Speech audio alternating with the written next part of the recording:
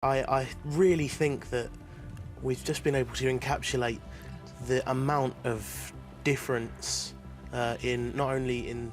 Picture a 17-year-old kid walking onto one of the most watched stages in British television history. He is nervous, a little unsure of himself, wearing a plain jacket, carrying the kind of expression that says he already knows what people are thinking. The audience looks on with polite skepticism. The judges settle into their chairs, a particular look that television cameras love, that mixture of boredom and mild curiosity. Then he opens his mouth, and the entire room shifts. Not gradually, not slowly. All at once, in the space of a single breath, everything changes. That moment happened in March 2012, and the young man at the center of it was Jonathan Antoine. But what happened after that moment?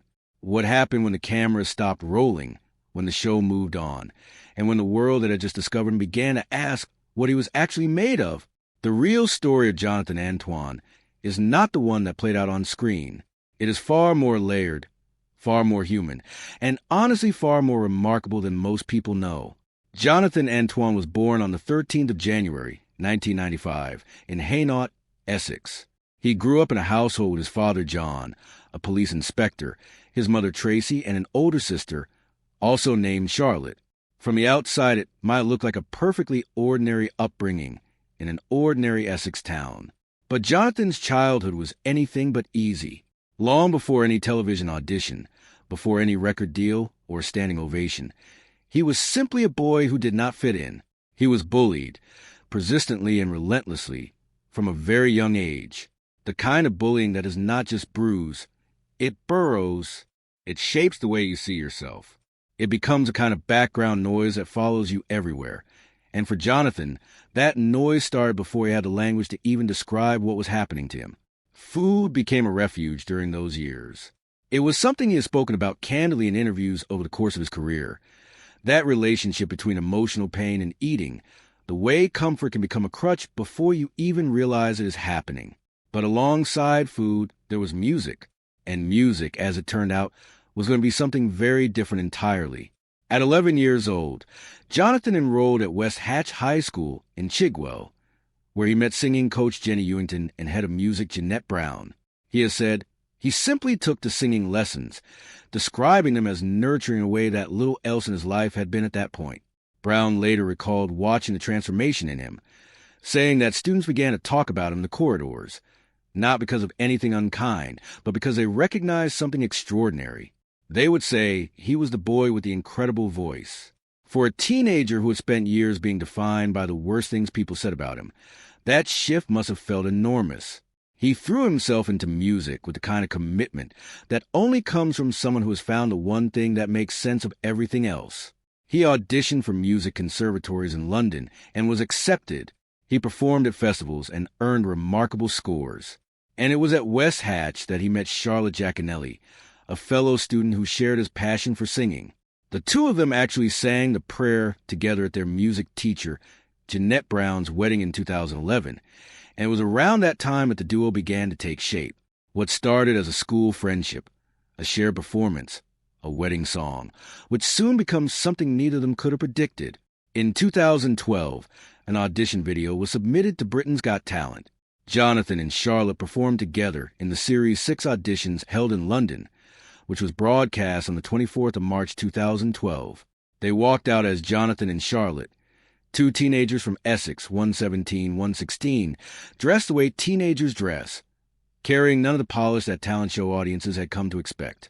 What happened next has been watched millions of times. The judges were visibly unimpressed before a single note was sung.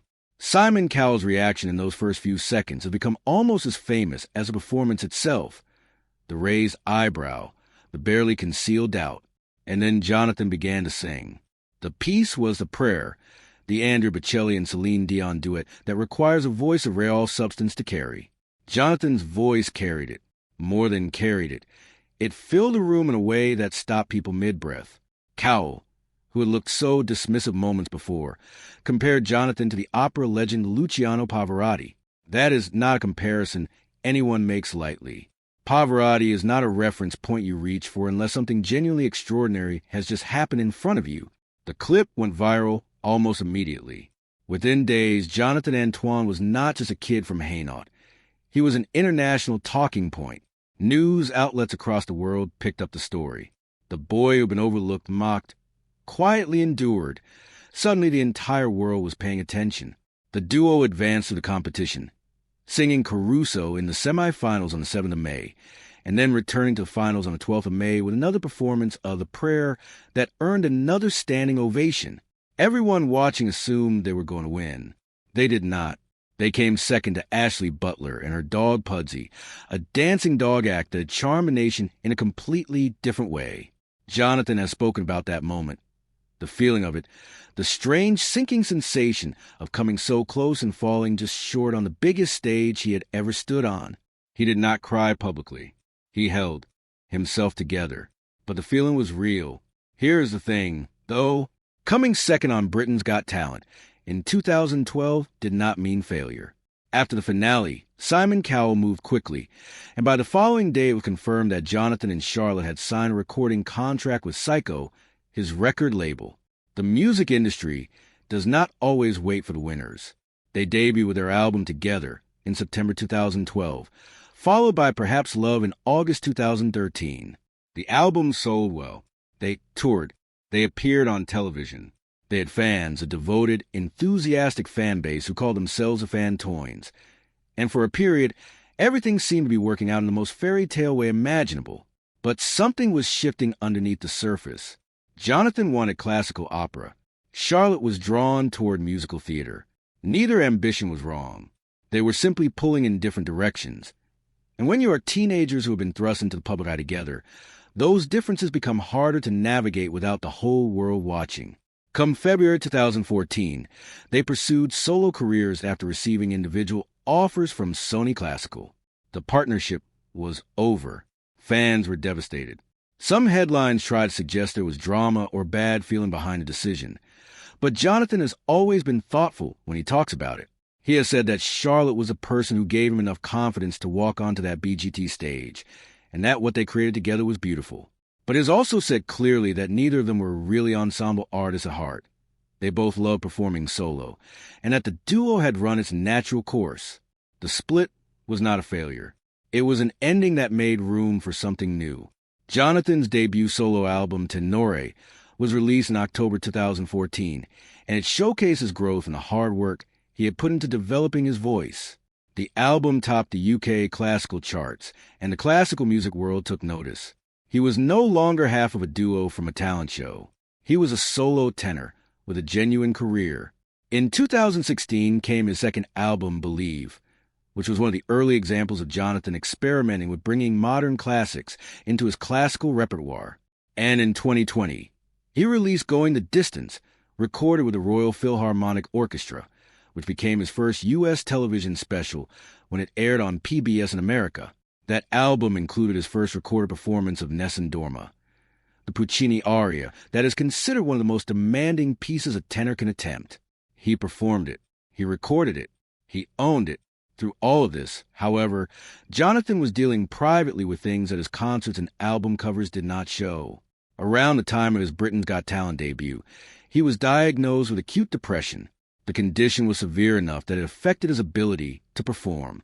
The years of bullying, the sudden exposure fame, the pressures of a career that had accelerated faster than anyone could prepare for, it all took a genuine toll. He has been open about this in interviews, not for dramatic effect, but because he seems to genuinely believe that silence on the subject helps no one. The weight, too, had always been something he carried, literally and figuratively. It had been part of his story since childhood, tied up with the bullying, the emotional eating, the complicated relationship between how he felt inside and how the world saw him on the outside. For years, it was simply part of who Jonathan Antoine was publicly, in a way that some things just become attached to a person's image, whether they choose that or not. Then came the diagnosis that changed the framework of his entire life story. On Autism Awareness Day 2024, Jonathan shared publicly on Instagram that he had been diagnosed with autism spectrum disorder in 2022, not long after his 27th birthday. He described the experience of receiving that diagnosis as a scary thing to reckon with, the process of looking back at a life already lived and understanding it differently. He wrote thoughtfully about what it meant to him, acknowledging that he was still in the process of working out exactly what it contributed to his understanding of himself. He did not perform certainty about it. He was honest about sitting with the complexity of it. For anyone who had followed his story closely, the diagnosis made a particular kind of sense in retrospect. The social difficulties, the intensity of his connection to music, the way relationships had sometimes felt harder to navigate than they perhaps should have, the profound impact that years of bullying had left on him. None of those things were flaws or failures. They were part of how his mind worked, how it had always worked. He described the diagnosis as liberating and key to better understanding himself. Around the same time, Jonathan was making significant changes to his physical health. He has lost around 5 stone, approximately 70 pounds, since 2022 through consistent lifestyle changes, including walking 10,000 steps a day and prioritizing his mental health. He has spoken about managing a thyroid condition as part of this process, and about the fact that the weight loss was not about meeting anyone else's idea of what he should look like. It was about feeling well, about having energy, about the same kind of discipline he had brought to his voice, consistent, patient, day after day. By 2024, his weight had come down to around 15 stone, and he appeared visibly healthier and more confident in public appearances and on social media. His fans responded warmly, not because they had been waiting for him to look different, but because they could see that he felt better, and that mattered to them. The Fantoins have always been unusually devoted in the way that fan bases sometimes form around artists who feel authentic rather than manufactured, and Jonathan has always felt genuine. He has also used his platform in ways that go beyond music. He co-authored children's books focused on themes of kindness and belonging. 2 of those books are Jonathan the Porcupine and Jonathan and the Magical Cape. He has spoken at events about mental health, about neurodiversity, about what it means to grow up feeling out of place and to eventually find a way through. These are not the activities of someone chasing additional publicity. They are the choices of someone who remembers very clearly what it felt like to be the child who did not fit in, and who wants other children in that position to know they are not alone. And what about the music? In 2026, Jonathan releases new album Speaking to You, described as a magnificent collection of new recordings of well-known favorite songs, performed brilliantly. The album was announced with a description of an artist at peace with himself, open-hearted and unguarded, trusting the music to do what it has always done best, meet listeners exactly where they are. The first single from the album was a rendition of John Legend's All of Me, released in January 2026, which showcases classical training alongside a more contemporary warmth. His YouTube channel describes him as entering a powerful new era of music, and notes that today he is more connected than ever to the purpose behind his work, creating songs that offer comfort, honesty, and real emotional connection. That is quite a distance to have traveled. From the bullied child in Hainaut, who found refuge in singing lessons, to the nervous teenager who stood on a national stage and somehow, impossibly, silenced a room full of skeptics, to the young artist navigating a duo that was always going to become 2 separate paths, to the solo tenor building a real discography, a real career, performing on real stages in the UK and America, through depression, through a late autism diagnosis, through a sustained and serious commitment to his own health and well-being. And now, in 2026, releasing music that sounds, by all accounts, like someone who finally knows exactly who they are. The thing about Jonathan Antoine's story is that it resists the simple version. It is not the story of a talent show winner who got everything he wanted. It is not the story of someone who was broken by fame and disappeared. It is the story of a person who experienced something extraordinary very young, who carried the weight of it alongside real personal struggles, and who kept going quietly, consistently, without making performance of a difficulty. He found his voice long before Britain's Got Talent discovered it. And in the years since, he has been finding out, piece by piece, exactly what that voice is for. That is a story worth knowing. And if you found it as compelling as we did, consider subscribing for more deep dives like this one. Because the real stories behind the headlines are almost always the more interesting ones.